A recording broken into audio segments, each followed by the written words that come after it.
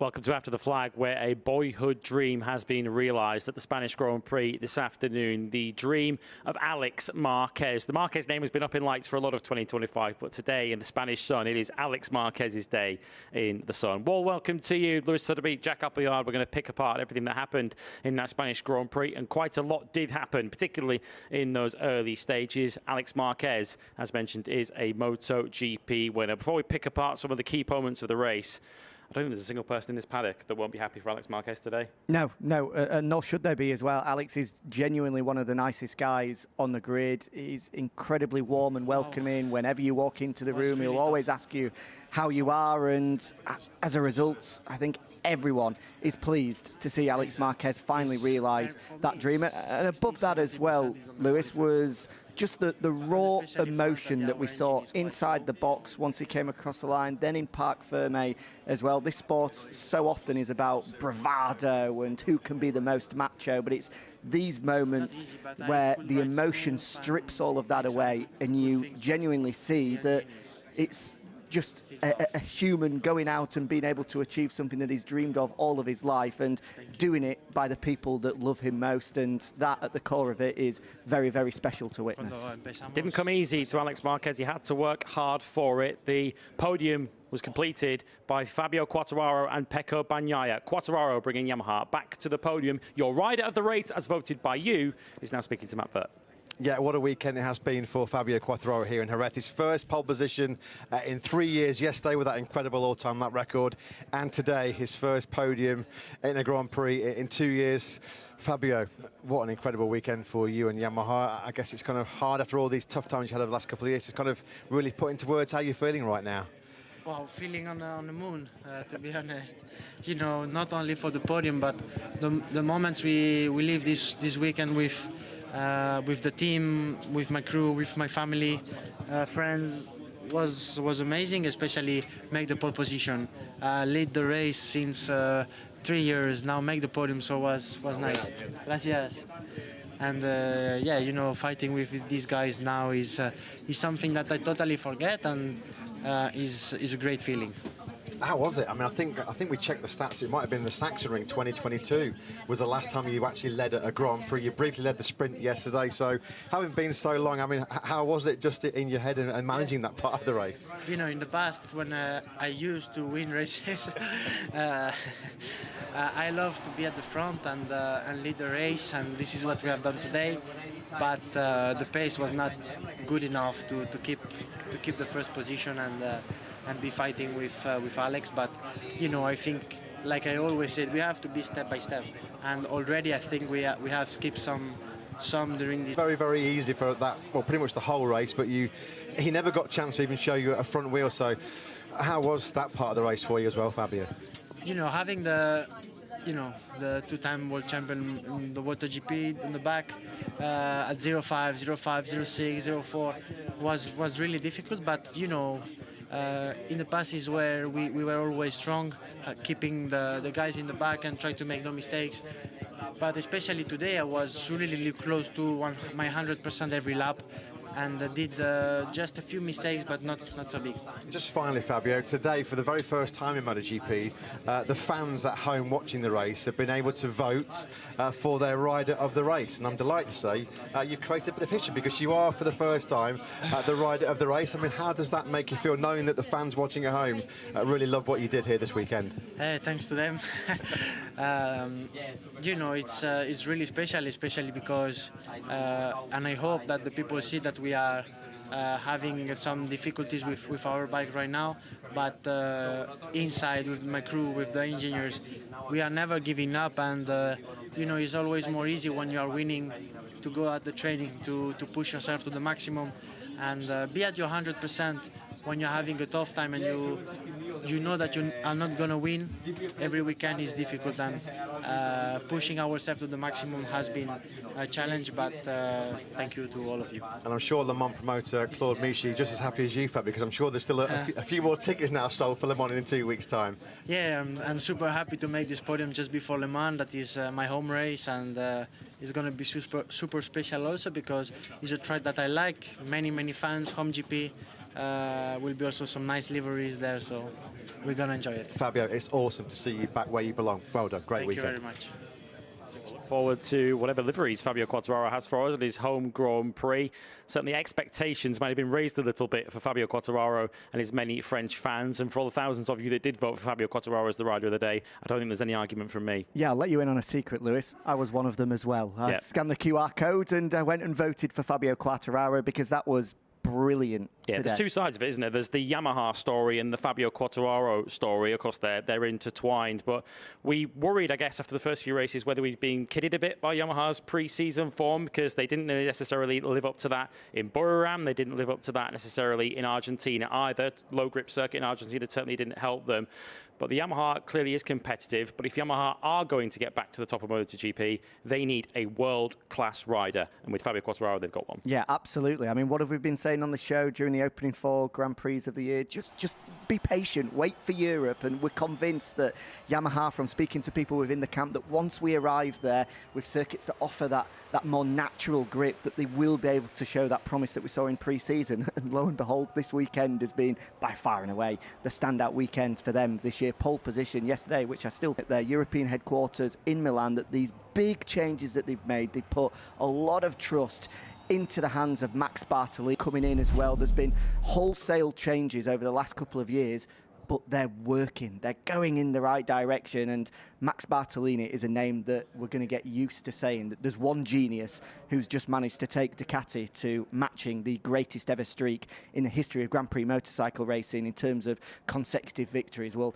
Max Bartolini fell from the very same tree from Gigi Dall'Igna, studied under him for so many years, and he's putting all of that know-how to great use, because that M1 clearly this weekend was the second best bike out there. And it's now second in the World Championship as well, second in the Constructors' Championship. Yamaha lifted themselves up this afternoon. If you're being particularly mischievous, you might say, who needs a V4, eh? But the inline 4, still plenty of life in the inline 4 just yet from a Yamaha point of view. They say that might be a little bit of a step forward. It might be better. So watch out, Ducati. Yamaha really are coming. Yeah, watch out for a Yamaha wildcard later in the season when we may see that V4 debut. No time frame put on that just yet. We'll veer away on a tangent if one of the top 3 is ready to speak to us. We'll hear from Alex Marquez and Pecco Bagnaia shortly. But let's go back to that first lap of the Grand Prix. Absolutely extraordinary action. Of course, we'll hear from Alex Marquez shortly. He very nearly wiped out both of the factory Ducatis before we saw some more explosive action between Bagnaia and Marc Marquez. Well, it's what we've been waiting for all year. As soon as it was announced that Bagnaia and Marquez were going to team up together, we knew that there was going to be fireworks, and we got it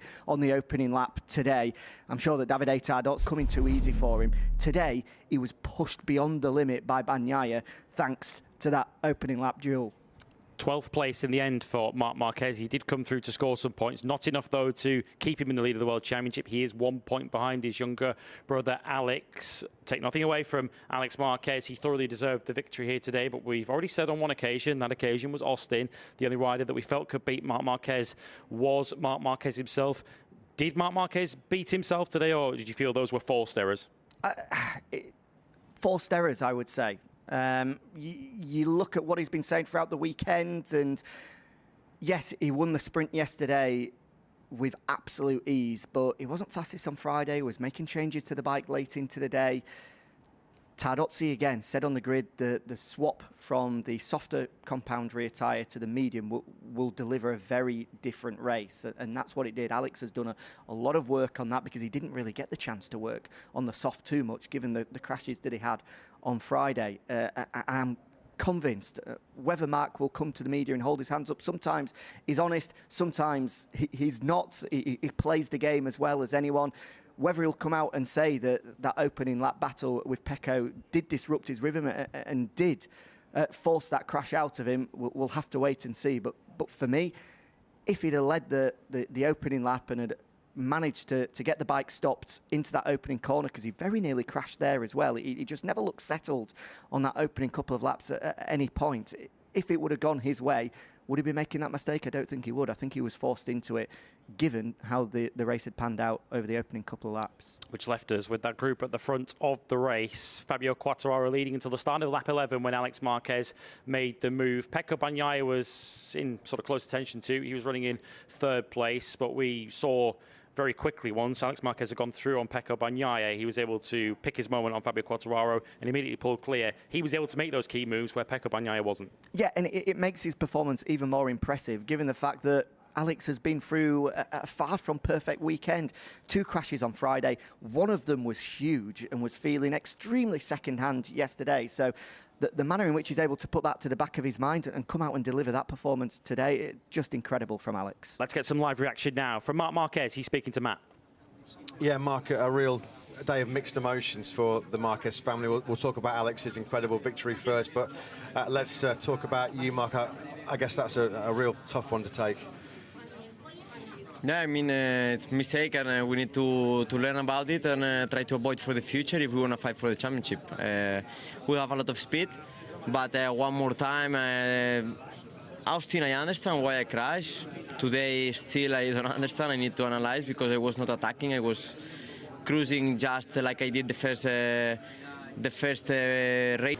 Pace that was clearly good enough to win the race. I mean, does that make it more frustrating for you, Mark? No, it makes me happy. I mean, of course, if you don't have the pace and you crash, then you say, okay, now I have two things to fix, the crash plus the pace. The pace is there, but just we need to avoid the mistakes. Of course, the second part of the race was my strong point. But yeah, try to learn for the future. Inside the drama, we are 1 point behind the leader. That is the most important. Big early fight with Pecco. How much did you enjoy that, and how did you see it from your point of view?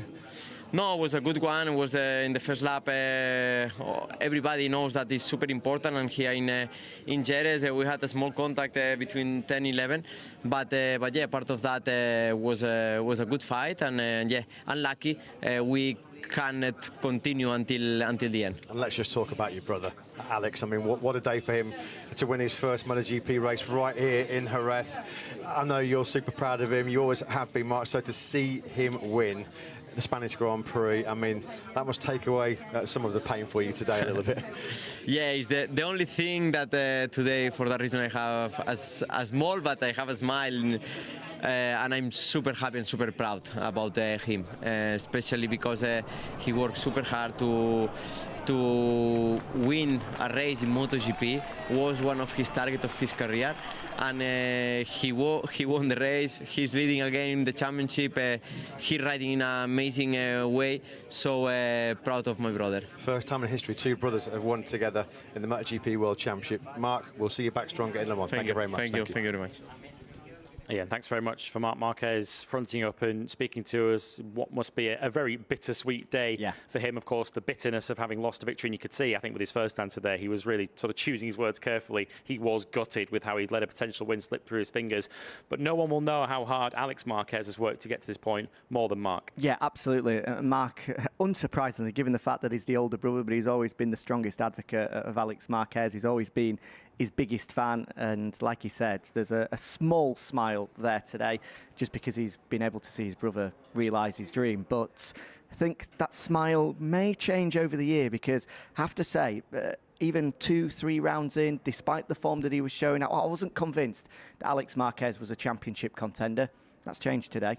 Yeah, because Marc Marquez said himself there, we need to cut out these mistakes if we're going to fight for the championship. Clearly, Marc Marquez is going to fight for the World Championship, but you would look at this season from a distance to say Marc Marquez has dominated it, and we're 5 Grand Prix in, and he's not leading the World Championship. Yeah, 1 point the difference now between the pair.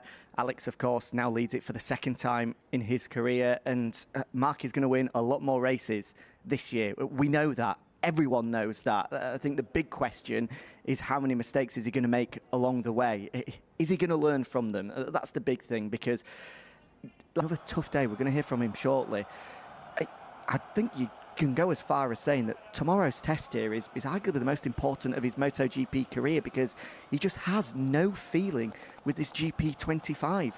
Wherever we go, whenever opportunities strike, Austin aside, he just hasn't been able to take advantage of them. Yes, it's strange to say it about a rider that's only 20 points adrift on the lead of the World Championship, that's been on the podium in 8 out of 10 races, but 6 of those are third. And again today, he was really deflated in Parc Fermé, and you can understand why, because despite the quality, despite the talent of Fabio, Pecco Bagnaia that we've seen in 2023 and 2024, but you're still right there. There is a lot of racing still to be had this season, and the good news for Bagnaia fans is I'm convinced they will find answers. He will turn it around, and we will see the best version of Bagnaia very soon indeed. When he does, it's going to make that championship very interesting. He did finish on the podium. Let's get a word from Pecco Bagnaia on that explosive first lap and a podium finish for him today. He's with Matt.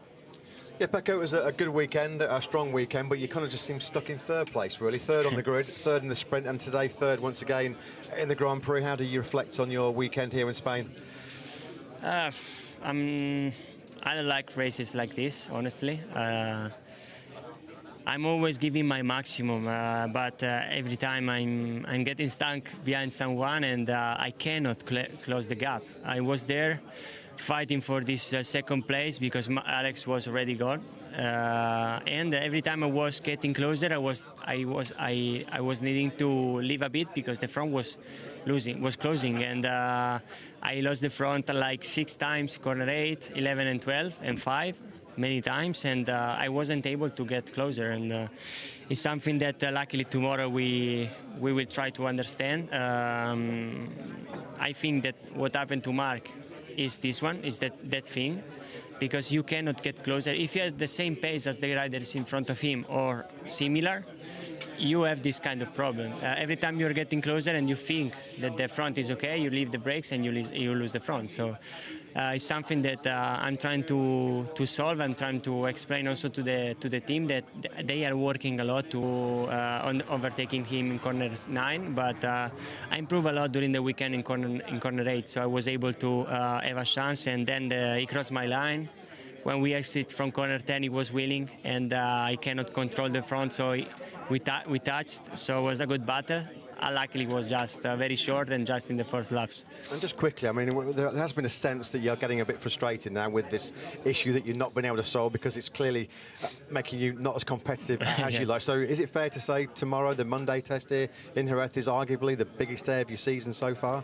I hope so, that it's like this, and I hope that will be the big step we will have, because every session, every races, we did a little step, but we're not enough. So we need to continue like this. We need to do another one. We are not that far. Every races, the average lap time is under 2:10 by laps to the leaders. So we need to solve a little problem that can make a huge difference. So we will work for it.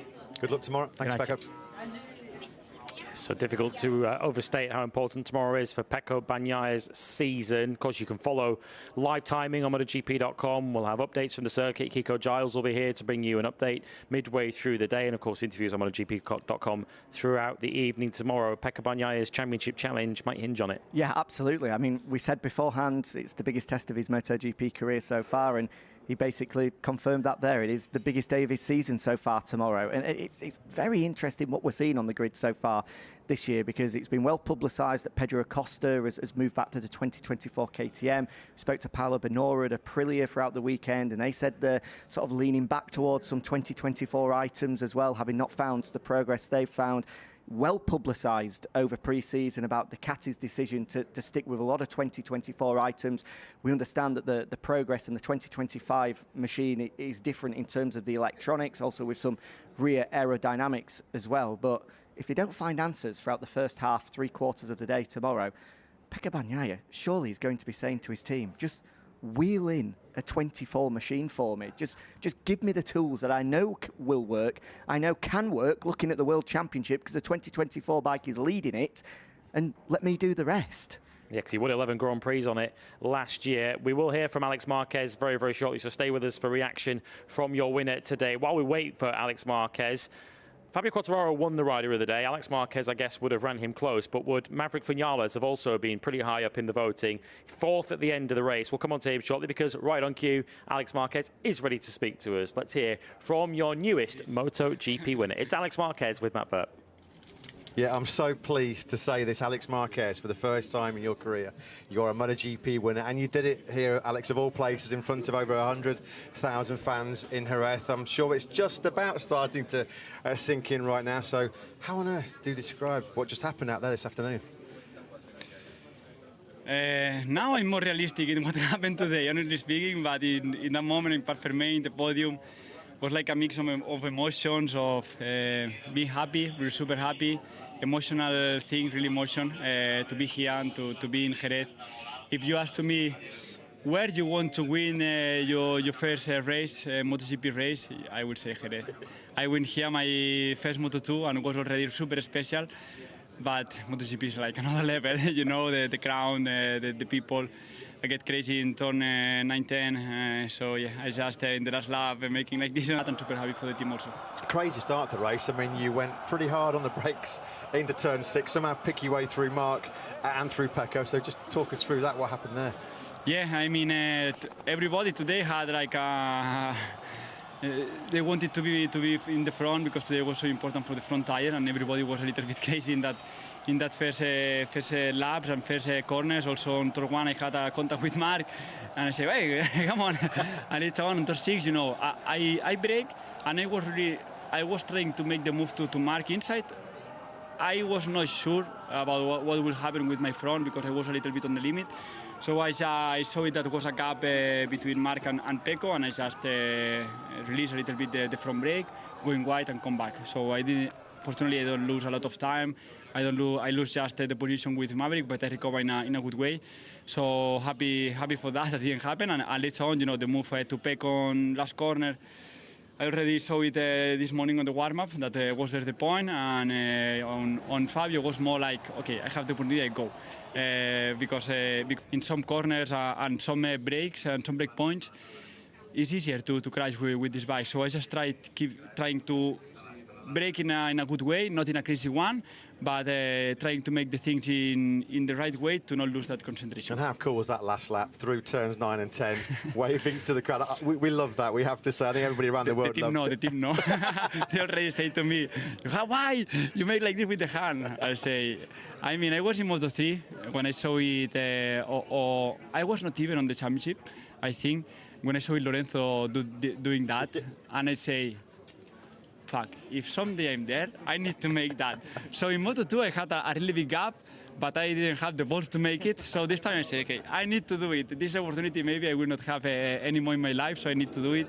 The ground deserved it, and it was a really nice moment. Alex, just huge congratulations from Thank all you. of us. You are a MotoGP winner for the first time, back in the lead of the World Championship. Enjoy it. Have you got the day off tomorrow? Have you still got a test?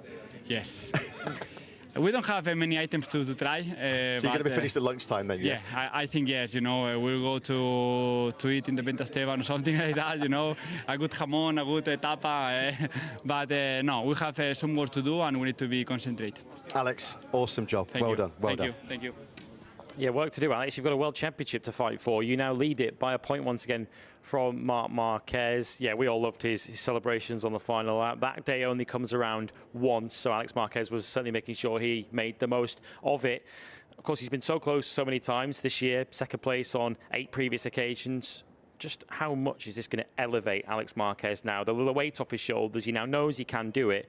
Surely this is going to unleash a whole new Alex Marquez. Right, it's a quarter of a second, just like that.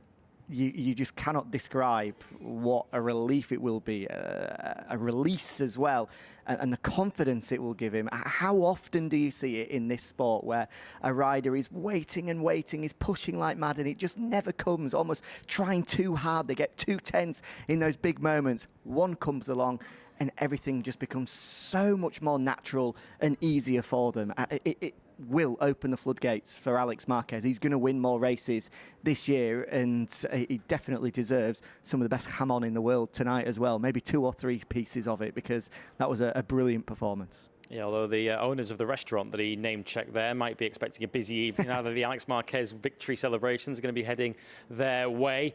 We were going to talk about Maverick Vinales before Alex Marquez joined us, so let's return to him. Of course, he didn't get to ultimately keep the points nor the podium trophy that he achieved in Qatar. This 4th place today is for keeps, and he could see the finish line. He could see the winners when he crossed the finish line, right in sight at the end. I think you could go as far as saying that Maverick Vinales' 4th place finish today has more importance than the second, 14th, whatever we want to call it, from 2 weeks ago in Qatar, because we spoke to him on Thursday. Every fan at home will know the tale of Maverick Vinales' career. The biggest enigma on the grid. He can be the best rider in the world one day and go missing the next. The fact that he's been able to confirm that result last time out by being the top KTM by a considerable margin again, by pushing the Ducatis, having more than just a couple behind him once again, brilliant from Maverick Vinales, and that will be a huge boost. We speak about the push that it will give to Yamaha, same for KTM as well, who have had a very, very turbulent past couple of months. The fact that he's been able to reconfirm everything that we saw in Qatar and show that it wasn't just one of those Maverick days will give them so much confidence for the rest of the year. But we said it in Qatar, we've got to say it again. I spoke to Akiayo ahead of the race about it as well. It's another huge kick up the backside for Brad Binder, who I think was impressive today and really sort of turned his weekend around. But for Pedro Acosta as well, beaten by Vinales, beaten by Binder. When there's so much talk around him, I think he's got to start looking within himself and has to start delivering, because at the moment, this isn't Pedro Acosta. This isn't the superstar rookie that took the championship by storm last year that everyone was so excited about. That spark, for whatever reason, isn't there at the moment, and he has to find it soon. 4th, 6th and 7th for that trio of KTMs that we discussed, Vinales, Binder and Acosta today. Fabio Di Gianantonio in between them in 5th. His teammate Frankie Morbidelli unfortunately crashing out after he was trying to recover from a very iffy first lap. He went wide at turn 2 on the first lap. We had one Gresini rider on the podium today. Had it not been for an unfortunate mistake at turn 6, might we have had 2? Oh, your heart goes out to Fermin Aldeguer. I mean, the most rookie of rookie mistakes. And it happened again when opportunities have been there at the moment. He just doesn't have that last little bit of guile and that experience to get it over the line. And he'll be kicking himself tonight, because that was a big opportunity for Fermin. But once again, I feel like we're saying the same record. It is coming, ladies and gentlemen. His moment will come. When that is, we don't know. But huge signs of promise for Fermin Aldeguer, and again proving that Gigi Dall'Igna, he doesn't miss when it comes to getting his bike sorted. He hasn't missed when it comes to signing the right riders as well.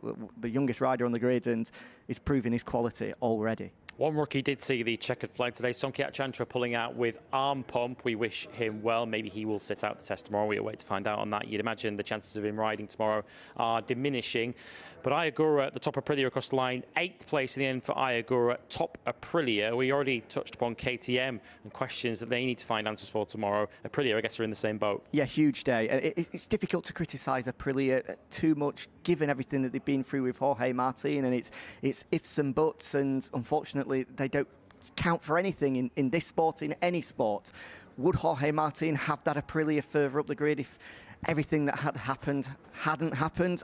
I'm pretty sure it would be, but right now, yes, Agura is continuing to impress, but the big concern is they have to try and get Marco Bezzecchi feeling way more comfortable than he already is. He's sort of the opposite to what we've seen from Maverick Vinales in terms of those key riders that change manufacturers. Maverick was nowhere in testing and really looked quite lost, whereas Bezzecchi was very impressive, and we thought, wow, this is Bezzecchi returning to the form that saw him finish in front of the MotoGP riders out there fighting for wins week in, week out in 2023. But he has managed to find a little bit, but you feel he has to take another step tomorrow. And just finally, before we kick off the press conference, we might as well finish on Honda.